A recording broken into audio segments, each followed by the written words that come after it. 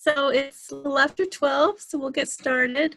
I'm Jane Montanaro, Executive Director for Preservation Connecticut, and I'd like to welcome you all to our series of noontime chats that we've been hosting during this period of isolation. This was the brainchild of one of our circuit riders, Stacy Vero, who is in an effort to be able to reach out to our constituents and keep everyone connected and talk about preservation and issues that are on our mind or issues in our community. We thought this would be a nice informal forum to be able to get together and talk things out and share success stories and share problems that we're working on. So welcome to all of you for being with us here today. Preservation Connecticut, if you don't know us, we are the statewide historic preservation office, nonprofit historic preservation office. We were established in 1975 as the Connecticut Trust Historic Preservation by special act of the Connecticut General Assembly. And we work in partnership with the State Historic Preservation Office, who's in the DECD department at the state. So on the call today, you have me, you have a few trustees that I called out earlier, and we have our circuit rider staff, Brad Scheid, Stacy Vero, and Mike Farino. Our circuit riders are our technical assistance staff who are out in the field and work with individuals, developers, municipalities, nonprofit organizations, all stewards of historic properties to assess their historic preservation goals. And even in this time of COVID and isolation, they do make select site visits, and we do a lot of Zoom meetings, sharing photos digitally, and careful socially distanced site visits. So always keep our circuit riders in mind for any preservation questions or issues that you may have. So our mission at Preservation Connecticut is to preserve, protect, and promote the historic and cultural resources of our beautiful state. And we do that through advocacy and education, technical assistance, granting, fee-for-service work, really all aspects of the preservation field. So these forums are a way to introduce you to some of our partners and experts in the field to help promote historic preservation and keep us working fully on addressing your historic preservation needs. And we fully encourage conversation and questions and engage our experts at the end of the program in anything that you'd like to discuss. So today we're really excited to have Laura Natusch, the Executive Director of New London Landmarks, with us to share the work that they're doing in New London. So Laura, I will let you take it away. Thank you, Jane. Thank you so much for inviting me too. And also thank you for starting this group of discussions, because I think it's valuable not just during these times when we're working in isolation, but I think it's something that we should continue. I'm sorry to learn about it earlier, because I think it's very rare that we all get together and are able to discuss broader issues. I think we're usually very project oriented when we have discussions. This is fantastic. I was asked initially to speak about our largest current project, which is the rehabilitation of a house in New London, 23 Franklin Street. So primarily that's what my talk will be about. I bought this building in, maybe you want to go to my first slide and I can show you the house that I'm talking about. Can you, yeah. Now, this was a huge change in direction for us. We had not purchased and rehabbed a property since the late 80s. In fact, the previous slide is where our current office is located. That was our last rehab project. Three things that led us to undertake this project. The first, kind of tangential, in 2017 and early in 2018, as Jane and Alan and Brad are well aware, because you all helped us with this, we involved in a successful effort to prevent the demolition of 2 buildings in downtown New London. And we had broad community support. We had the support of the press. We had 1,500 petition signatures. We had the support of the city council and the mayor, and we were successful. But the one area where we got consistent pushback and comments on the newspaper and on social media was that we weren't putting our money where our mouth was. People would say, if you think this building is so important, why aren't you buying it? If you think it's so feasible to rehab it, why aren't you rehabbing it? And I didn't have a good answer for that, except that it was not in our mission statement, and we're a small organization. And we did actually look into it, but we didn't think that we were going to come up with the funds. This was just so far beyond our budget. But it was in the back of my mind, you know, that we were losing some credibility because we weren't taking on this work ourselves. The second thing that informed our decision was that in 2018, we collaborated with Connecticut Fair Housing on a project to mark the 50th anniversary of the passage of the Fair Housing Act. And to do this, we put together both a lecture and then later a walking tour of the Shapley Street neighborhood, which was lost completely to urban renewal. I mean, the streets were bulldozed out of existence. And as was the case in so many urban neighborhoods, people displaced were, there was a disparate impact on our Black population in New London. And I really learned about this neighborhood when I was looking through a book co-written by James Rose, Black Roots of Southeastern Connecticut. And in his introduction, he has this quote that always moves me. Driving down toward Shapley Street, I noticed right away that the whole Black district had been wiped out by urban renewal. All of my old haunts were being torn down, and it was as if a whole part of me had been uprooted and lost to time. So I conducted some oral histories of longtime New London residents who had been displaced. And we researched why, not just the individual houses, although we did find and use in our presentation photographs of the neighborhood, but also why was this neighborhood vulnerable to demolition in the first place? Not just its current conditions. I mean, we knew that many of the houses were substandard. They didn't have central heat often. They weren't structurally sound.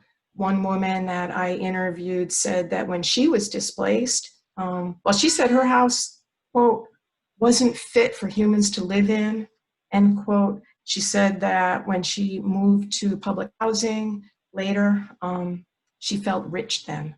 Everything was so clean and so new. But why were those houses so substandard? So we went back and we looked at exclusionary zoning. We looked at redlining. We looked at the appraisal forms from the New London Development Agency during the urban renewal era. We have those forms in our office, and and these are the forms that determine how much the property owners were going to get compensated when their houses were torn down. And those forms will state the condition of the building. They also, again and again, said that it was in a minority neighborhood. So we knew that meant that property values were not rising because it was a minority neighborhood.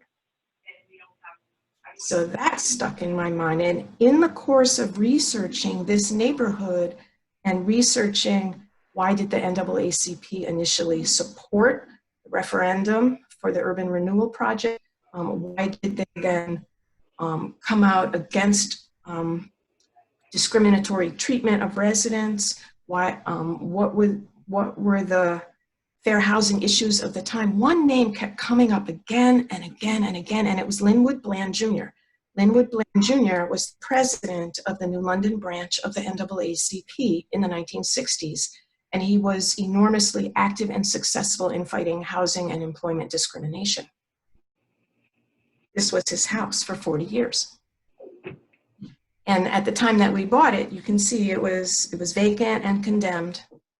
And it came up for a tax auction. And now the third thing that informed our decision was that we were concerned about our own, New London Landmarks was concerned about our own financial stability. We were in the middle of a 3-year grant from SHPA, for which we are always grateful, which allows us to do our work. For quite a while, we had been getting our operating expenses reimbursed at a 50% rate. Over the course of this 3-year grant, it was dropping from 50% to 30% to 20%. And we didn't know what was going to happen at the end of that. We thought maybe we were going to not get reimbursed at all. And we felt a rising sense of panic about that.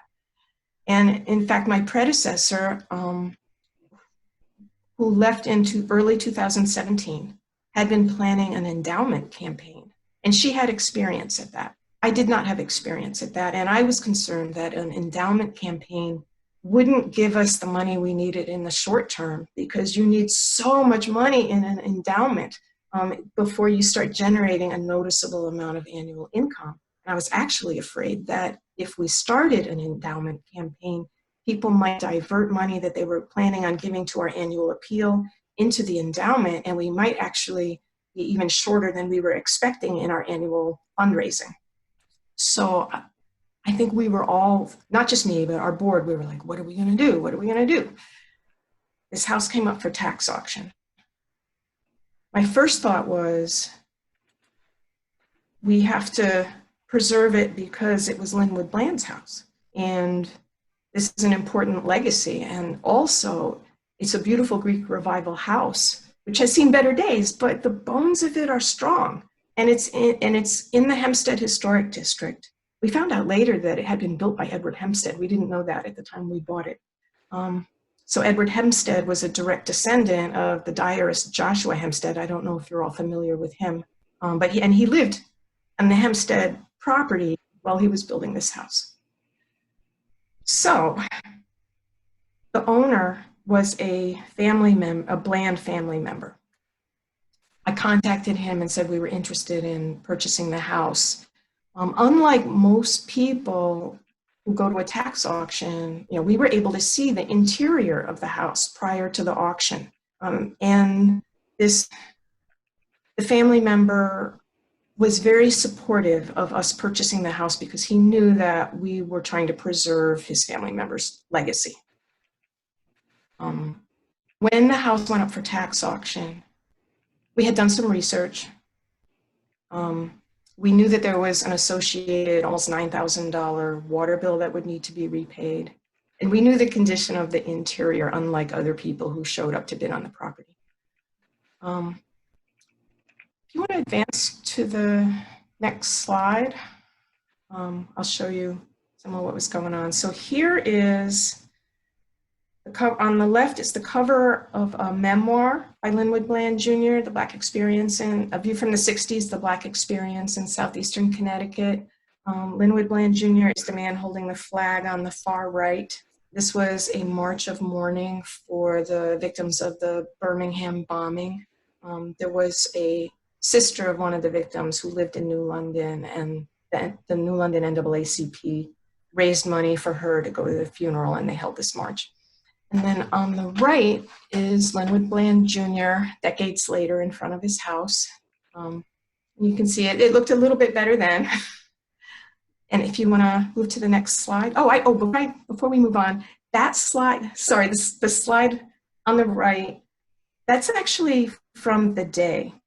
And this was from an article where he was refusing to pay his property taxes in protest because the city of New London wasn't integrating its fire department. It might have been police and fire, but he was protesting the lack of integration in city hiring. Okay, somebody anonymously paid his taxes. That's not how we ended up with the house.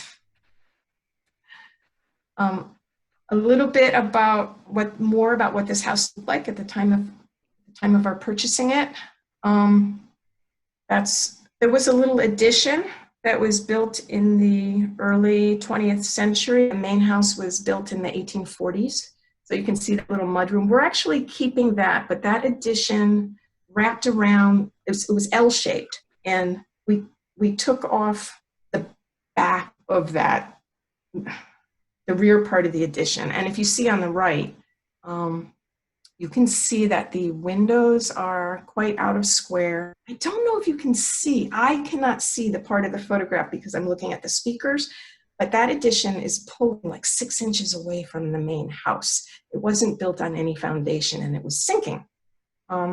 If you go to the next slide, there was a lot of water damage in that addition. And if you go to the next slide, I'll show you why.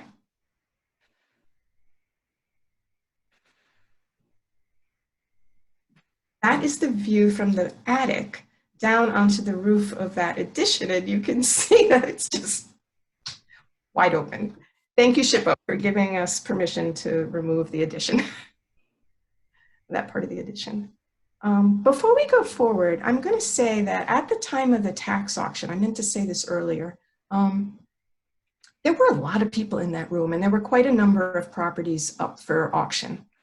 I ran all around that room and I told everybody in the room that I was there to bid on this property and that this house was more of a project than anybody could possibly realize from looking at the exterior, and that nobody but us would want to touch it. Not only was there this water bill, but this was a $400,000 project, and the house was never going to be worth, even half of that. And that people were going to be biting off more than they were aware, they could chew, and we were, as a nonprofit, were going to be able to access funding that they would not be able to access. And I just begged them all not to bid on it, and that's how we got it for $10,500. Okay, you can go forward.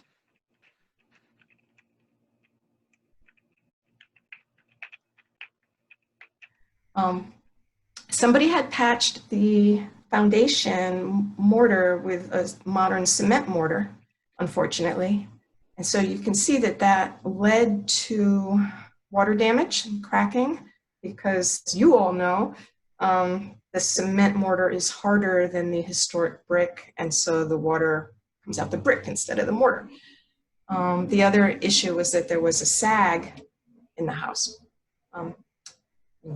And also, I don't think I included a photograph of the chimney, but in there were 2 chimneys in this house. The rear one had already been partially dismantled. The front chimney, there was just no mortar left, and there were I think a half dozen places where you could look right through the chimney, straight through and see sky on the other side.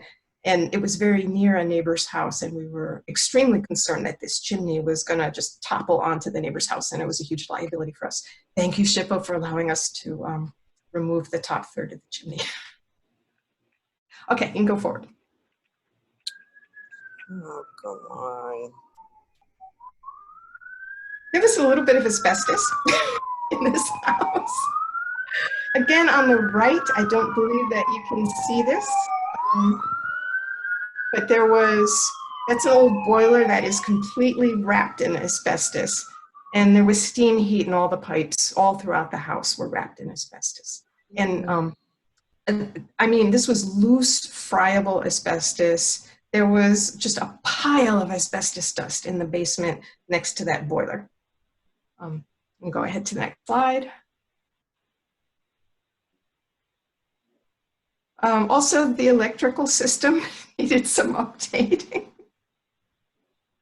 Like, we had to completely redo that, which was tricky because we had plaster walls. And the first electrician that came in and looked at it said, oh, no, you're gonna have to get rid of the plaster walls. And we're like, no, we're not getting rid of the plaster walls. You can go ahead.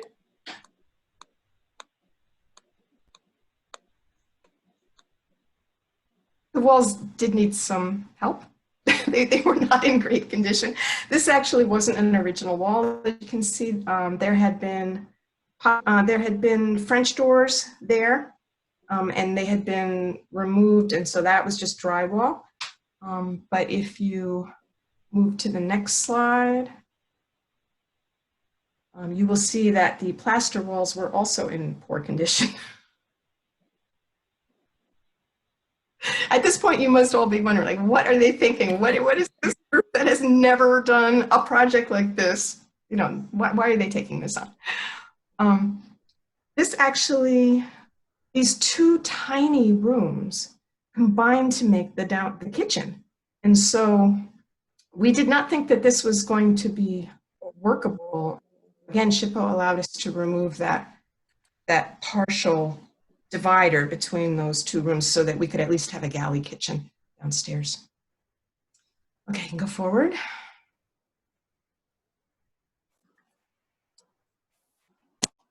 Also, while the house was vacant, all the pipes had burst. So there was a little bit of water damage and all the pipes needed to be replaced. Additionally, although I don't have a photo of this, there was a lot of water damage in the attic. The roof needed to be replaced, and that was the first thing that we did. And go forward. But here you can see part of why we were attracted to the house, besides wanting to preserve a house that had been owned by Linwood Bland Jr. You can see that there's this quirky and wonderful and distinctive trim throughout the house. I mean, it's kind of hard to see with the paint, but I think you get a sense that this is special. Although it's not obvious from this photograph, the flooring is, you know, mid-19th century fir that had been laid with a herringbone pattern in the corners. So that was all in good shape. You want to move forward? Also, oh yeah, again on the right, you're missing, you know, the photos of all of us are hiding a mantle on the right, but there are 4 fireplaces in the living quarters, and also there's a giant mantle down in the basement. And those were all in good shape. I mean, not workable. I mean, not functional, but beautiful. And you can go forward. The shingles were at the end useful on 2 sides. However, before we bought the house, we did kind of examine to see, well, what do the shingles, what's underneath those shingles? And it looked as if the original clapboard was going to be okay. And it largely was. We didn't have to replace very much of it at all. If you want to go forward. And although the entryway looked terrible, I mean, you can see how rotted that is. Actually, there was a gigantic hornet's nest inside of there. We have this photo that shows what the columns looked like that initially supported that. So we're going to be able to replace those columns with something very, very similar. That, interestingly enough, that little boy in the black and white photo lived next door. That photo's from 1962. He was part of a Navy family that moved out of the area pretty soon, but he's supposed to be a preservationist, and he follows us on Facebook, and so he sent us that photo. He, like, sheer amazing luck. We have this what the house look like. And you can go forward.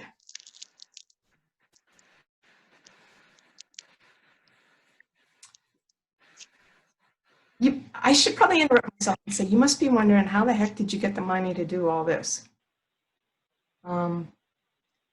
We were primarily funded through HTCC, the Housing Tax Credit Contribution Program. That's for, I don't know if you're all familiar with it, it's for affordable housing. It's not specifically for preservation. So I love that this project is the intersection of affordable housing and historic preservation. I think we all are aware that there is tension between preservation and serving your community through historic preservation and gentrification and potentially displacing the community that you're trying to serve. This is the opposite of that. And I love that this project also, it invests public money into an area that suffered from divestment. That's part of what I learned so much about when we put together the project on urban renewal. we know that people in this area had houses deteriorate over generations because they didn't have access to credit. So now I feel like we're undoing that wrong. This is also a project in an area where, well, it's a census tract that has only a 10% home ownership rate. And this is a home ownership development project. What we're going to do when we're done, sell this to somebody with 50% or less of area median income. So I think that helps to undo an injustice, a long-standing injustice. Other parts of the funding, we got funding from the city of Connecticut. I'm sorry, from the city of New London. The housing conservation program is what we used to fund the roof, and we used part of that for the asbestos as well. We also have substantial loans from our board of directors. And we have a commitment for a lead abatement grant from the city of New London. And we have, we applied for the, this is going to be me bumbling at a particularly bad moment. SHPO the Historic Homes Rehabilitation Tax Credit. We got approved for that. Thank you, SHPO, again. So once we removed the siding and we primed it, you can start to see some of the detailing on the outside. I mean, now you can see the dentals more clearly. There are a few missing windows, but where the windows exist, we are retaining the original windows. It's starting to look like a house now, right? You can start to imagine what it's going to look like. You can go forward.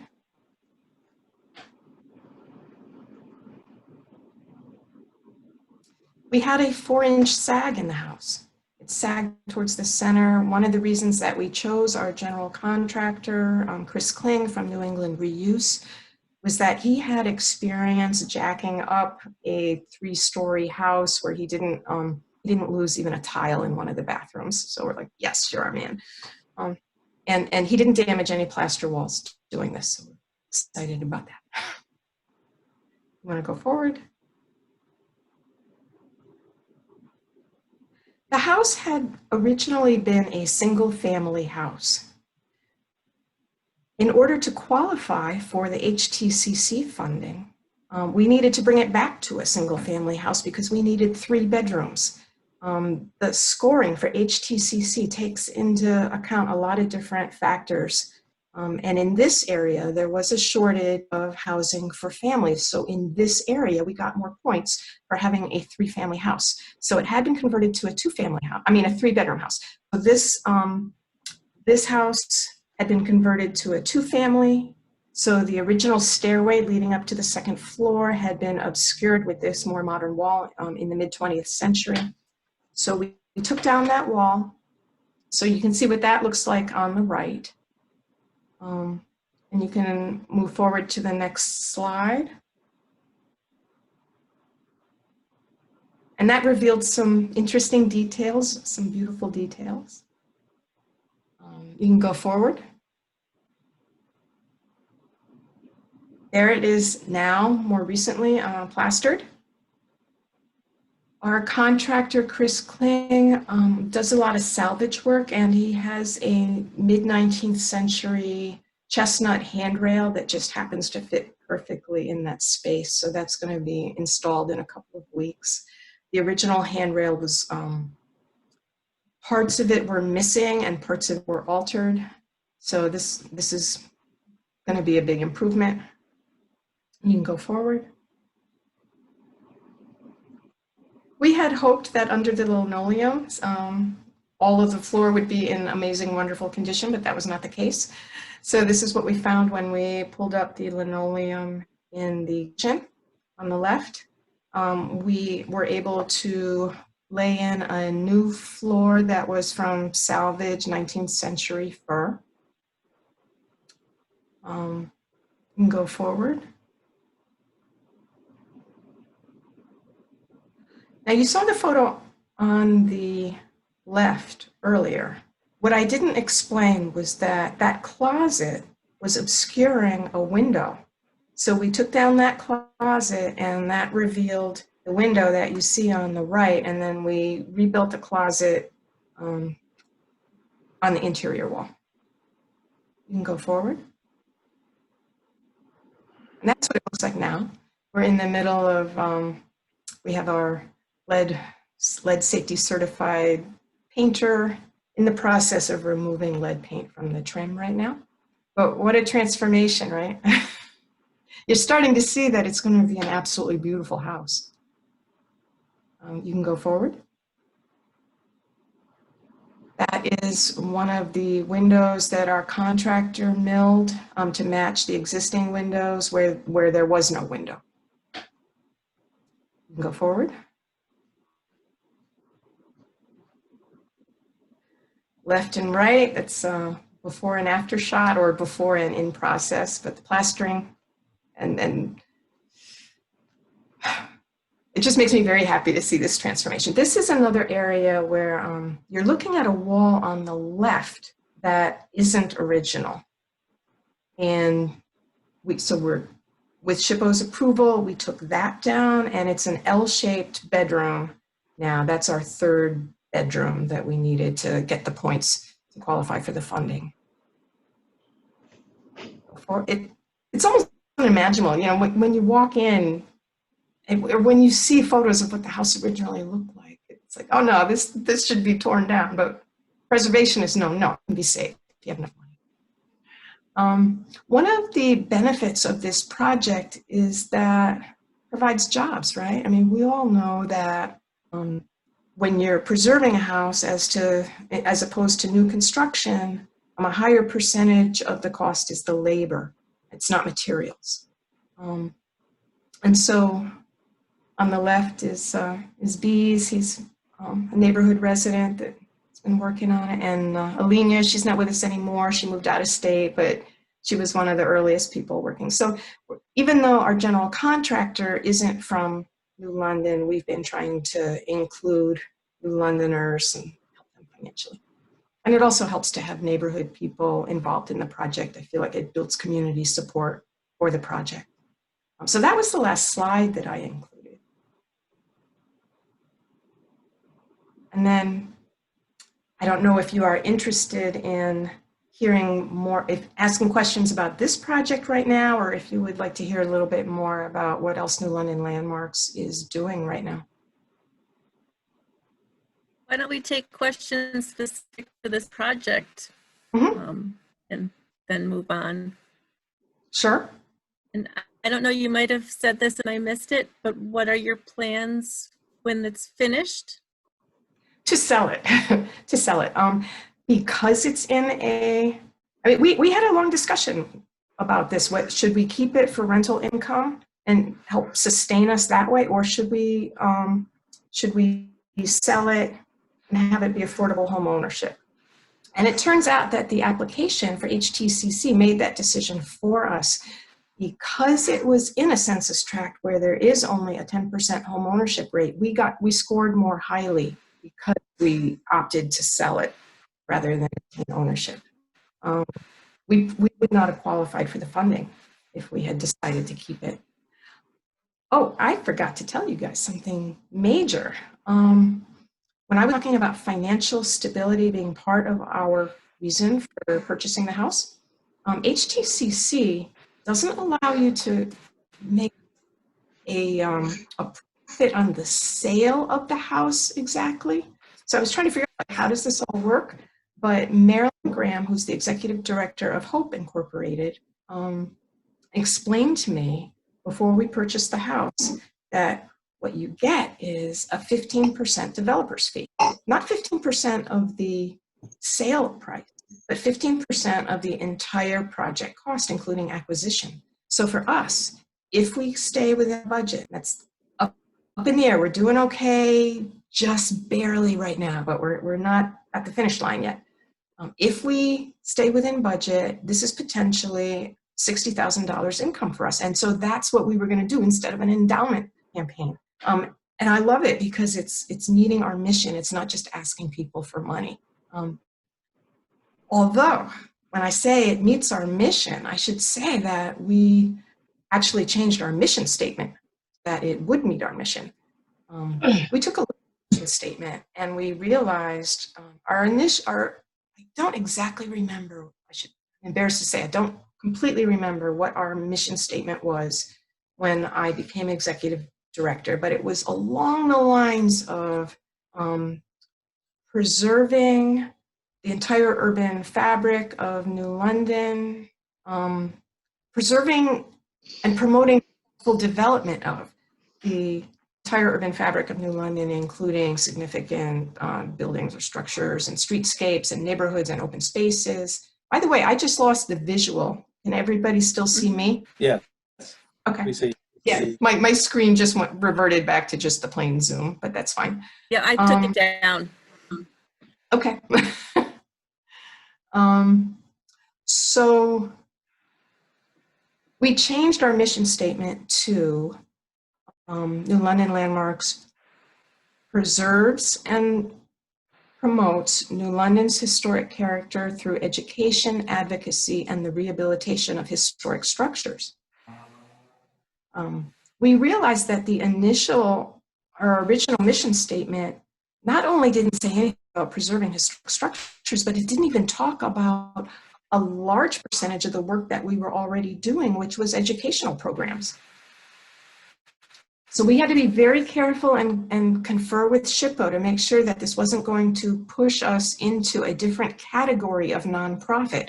That we're very clear that we're still a historic preservation organization. We are not a housing corporation.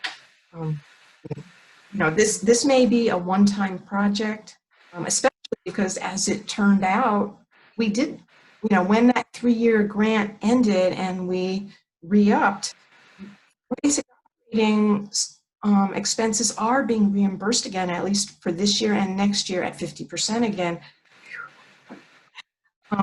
So we're not in as dire a financial position as we thought we were in. But it does feel very powerful to be able to rehab a building instead of just begging other people to do it. So I hope that is something that the larger preservation community will think about. I'm glad we're talking about it today. Yeah, if you get to lead by example. Or die by example. We'll see how the process goes. Right? So can I ask a question? Sure, go ahead, Brad.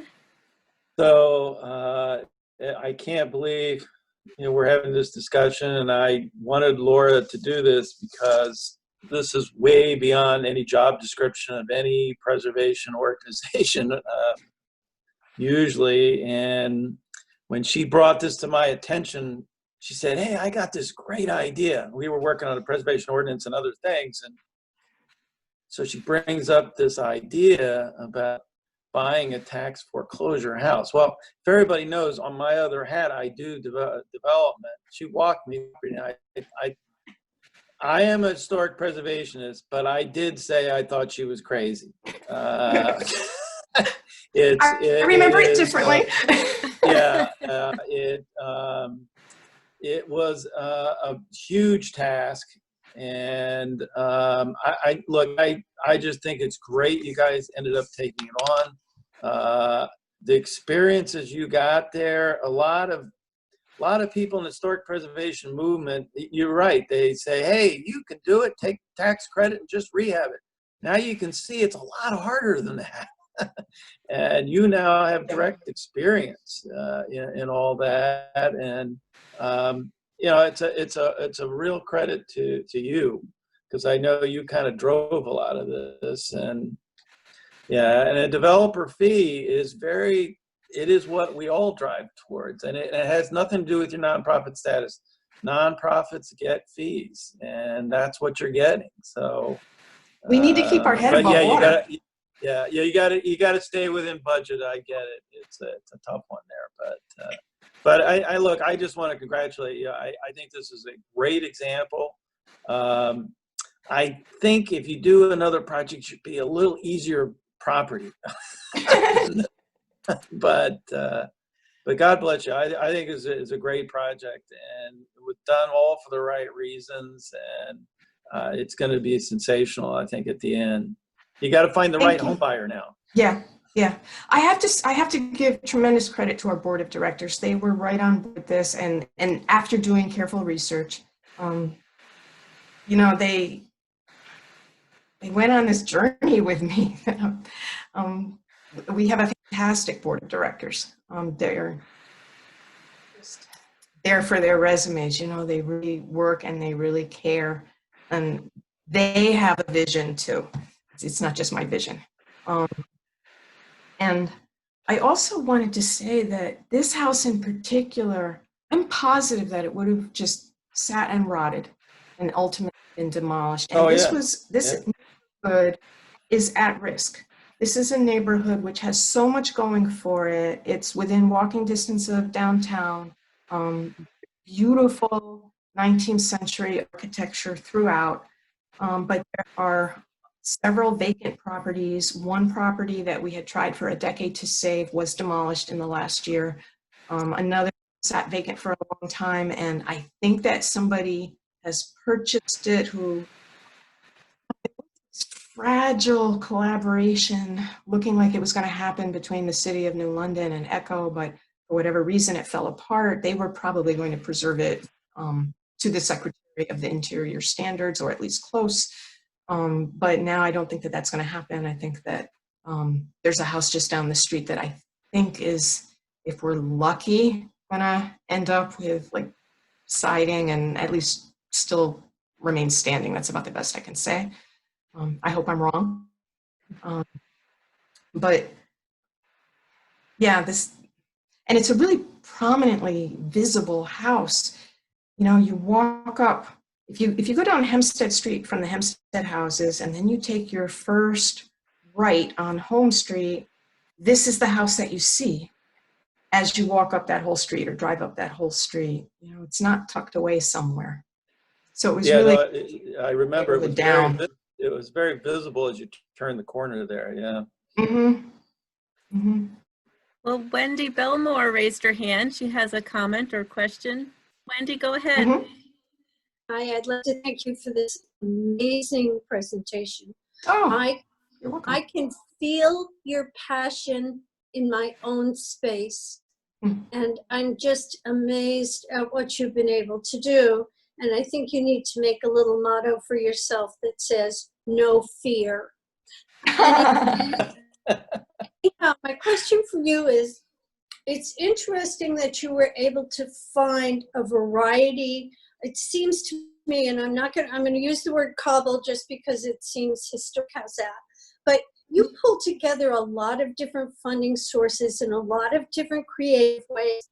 How did you what kind of consultation did you have? Did you use circuit riders, historic preservation groups? How did you sort of manage to make all that come together in a way that allowed you to move forward with that lack of fear? I did have a lot of help. I do not have a long track record in the nonprofit world. In fact, this is my first job in the nonprofit world. But I did have ties to municipal staff. I had worked in New London's previous mayor's office, so I understood what was available through the Office of Development and Planning, and I knew those municipal employees. So I knew about the housing conservation program. I knew about abatement. We had a longstanding relationship with Marilyn Graham from Hope, who has been doing this kind of work for decades. She's a perfect example of somebody who is a preservationist without thinking of herself as a preservationist, or without us labeling her a preservationist. But she's been doing affordable housing for over 20 years in New London. In fact, right now we're planning a walking tour, or probably going to be a virtual tour, of a neighborhood that she's been rehabbing house by house by house. And she explained the HTCC program to us and what the development fee was. And then she sent us over to Peter Battles, who is executive director of Echo, who has also been doing similar work. And we did pay him a fee. Maybe I shouldn't say what his fee was, because I think he gave us a break. But we did pay him a fee to be he was a consultant for us through the application process. And then, of course, SHPO was helpful with the housing rehabilitation tax credit application. Amazing job. Thank you. The presentation was wonderful. Oh, my pleasure. Doug Ovian had raised a hand for a comment, and then we'll get to you, Ed.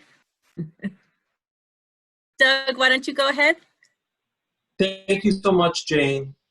This is such a great program, and one of the wonderful byproducts of a difficult time has been the renewed connections that everyone has virtually through Preservation Connecticut. So thank you, Jane, for that. It's so wonderful to hear about a success story like this in an important part of the state. I'm in Wethersfield. We look to New London and older cities for inspiration, and there's a lot here.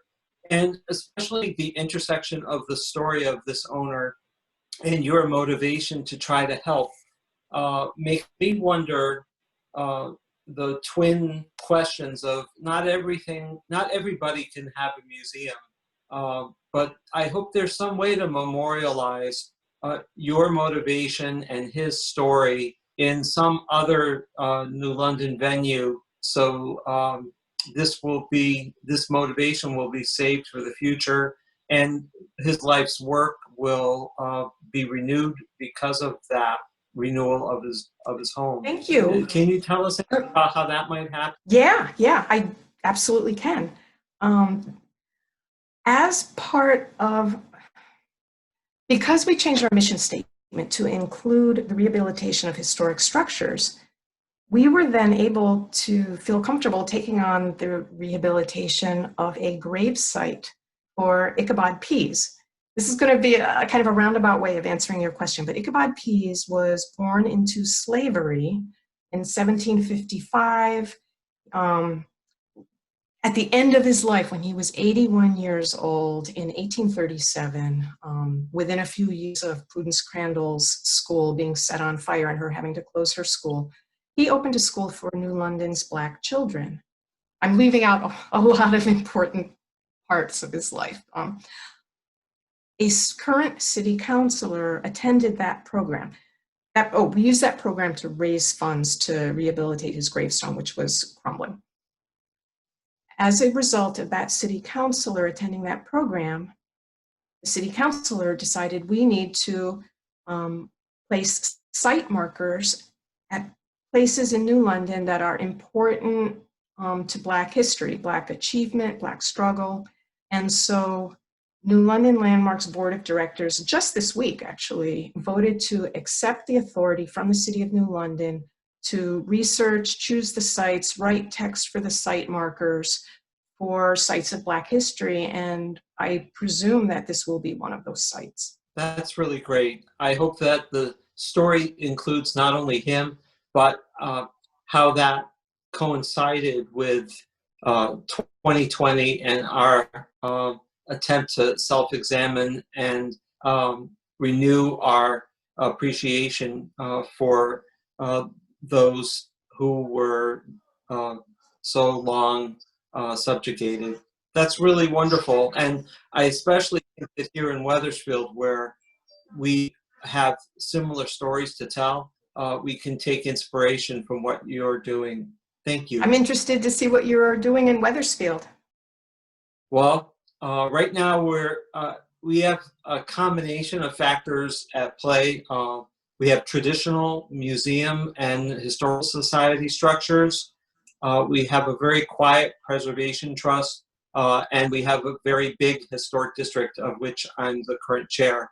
But someday I would like to think that our allied preservation trust will play a role similar to yours and work with others, including my wife, who's very interested in continuing her mom's interest in gravestone preservation, to bring all those things here as well.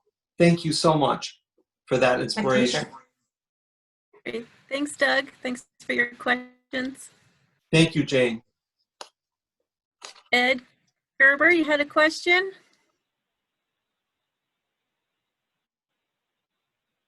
You have to unmute. There I am. Sorry. There you go. I reiterate what everyone else has said. What an amazing project. I do have a question. At the beginning, you mentioned the figure of $400,000. Did I misunderstand that? No, you did not. So was that what your budget called for, that the whole project would cost $400,000? And Approximately. then you expect to sell it for how much? A lot less. A lot less. It's in the 130s. And then we have a 20% grant set aside for us from ECHO for the selling cost will be paid for in a forgivable loan from ECHO. So the home buyer doesn't have to come up with the down payment cost. So their cost will be more like 110. Wow. If this house were in a different location, it would probably be worth 400,000. Right. Once it's, but in New London, see, that's part of this whole, the history of how these neighborhoods disinvested and the history of why property values didn't rise here. Here, a $400,000 investment wouldn't pay off unless you had public financing. Right. Okay, I just wanted to be sure I got that correct. Thank you. Mm-hmm. Laura, will New London Landmarks have a preservation easement on the property after you sell it? I do not remember if that was a requirement. I can't answer that. I don't believe we have discussed that.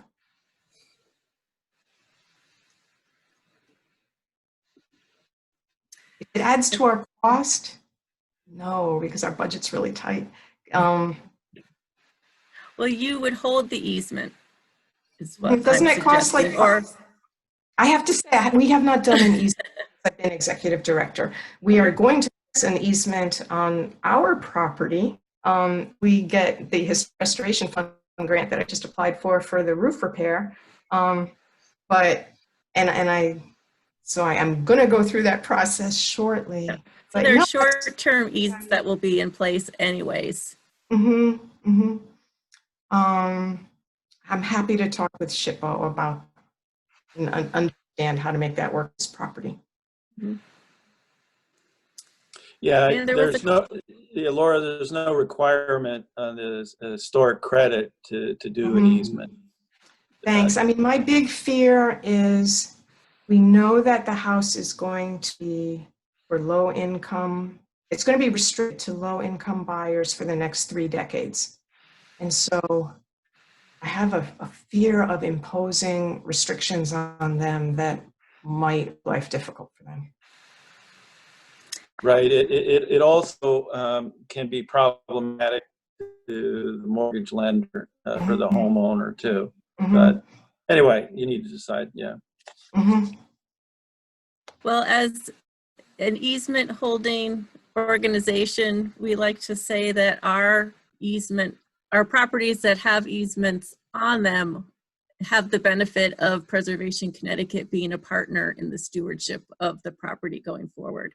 So they have the resources, the technical assistance, and you have someone checking in yearly to make note of maintenance issues that can be addressed before they become overwhelming.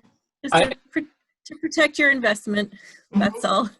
If I could add at that point, there's no doubt, Laura, that preservation doesn't always cost, it pays. And I can tell you from our own experience here in Wethersfield that preservation easements are often worrisome at first to those who don't understand them. But in a situation like this where you're essentially selling the home for less than fair market value, I think that the ongoing involvement with either your organization or Preservation Connecticut will actually cost the homeowner less in the long run than they would without that partnership. So it is something we're considering. Yeah, I'm happy to learn more about this and discuss this with you. So maybe this is not just something where I bring a presentation to you, but I get a benefit too. Thank you. We have a few minutes left if there are more questions or comments.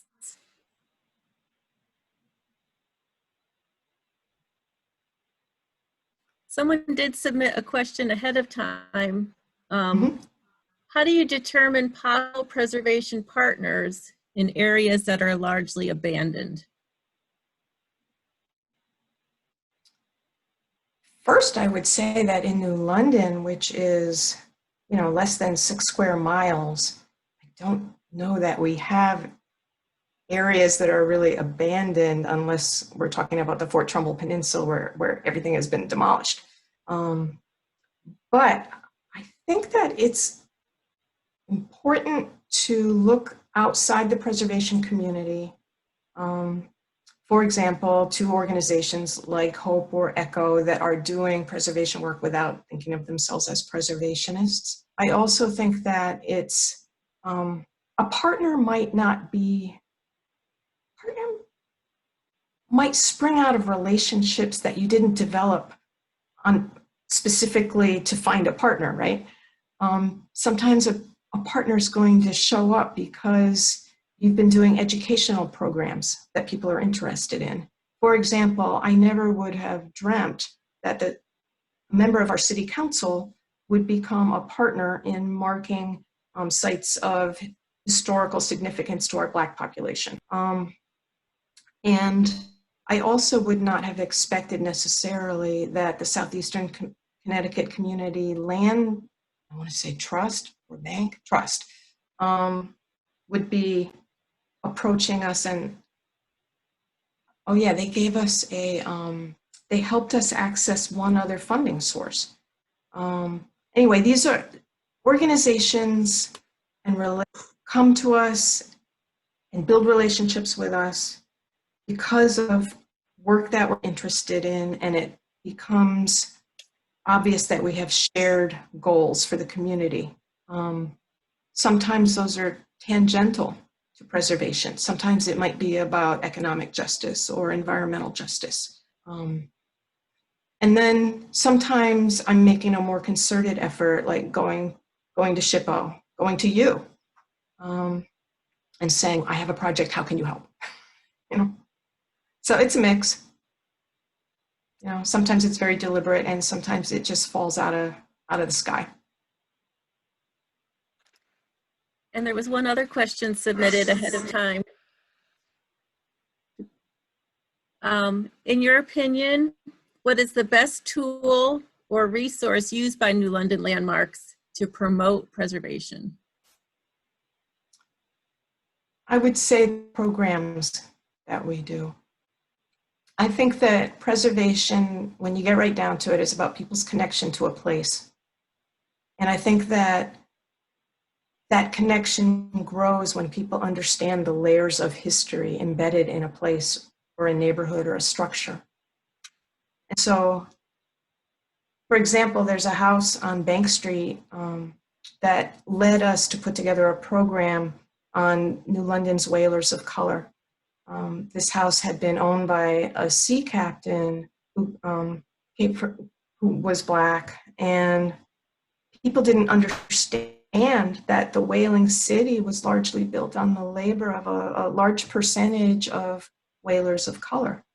The sea captains' houses were known, and there were tours we had put on tours in the past about who had the money in the city. This was a little sideways to that. And so people had always kind of wondered, well, why is this quirky little house like this curved? And so as part of this program, we explained that Truman's Brook had flowed along that curve, and this house was built on the banks of Truman Brook. And so now the weird shape of the building becomes special. And then you talk about the people that lived in the building, and it becomes more special. And then, even though they may not be your memories, it's the community's memory, and it becomes part of your story of a place. And I think that's really what drives the preservation movement, for me at least, even more than any appreciation for architecture. Well, that's so eloquently stated. Thank you, Laura. Thank you for the question. Well, we are over time. This was such a great conversation, and thank you so much for sharing this inspirational project. You're making us all want to roll up our sleeves and get out there. Right, Ed? Thank you for inviting me. I really appreciated having the opportunity to reflect on the work that we've been doing. Well, Very and affirming. Thank you. thank you. And next week, we're going to be talking with Patrick McMahon at Connecticut Main Street to talk about how Main Streets can be resilient and what resources there are to bounce back from the impacts of COVID and some of the work that they're doing in preservation. So that'll be a great conversation. I invite everyone to join us there. And I invite everyone to please be members of Preservation Connecticut so we can continue to bring these fantastic programs to you.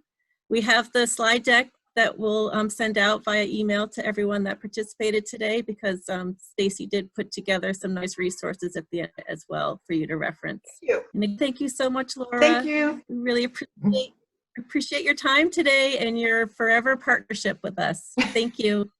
You've been such a great partner to us. Thank you. Bye-bye. Have a great day. Bye. Hey, Jane, are you still there? Yes. Do you